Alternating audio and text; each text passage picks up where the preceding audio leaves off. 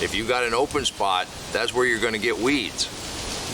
Why not put something that's productive there? Out in the field, everything's shoulder to shoulder and they all grow just fine. So when we carve out this little postage stamp size area out of the whole earth and it doesn't perform the way we want it to and we get mad, that's because we're working against what nature wants to happen. If everything wants to stay covered, either in a mulch or in a living plant, let's use that to our advantage.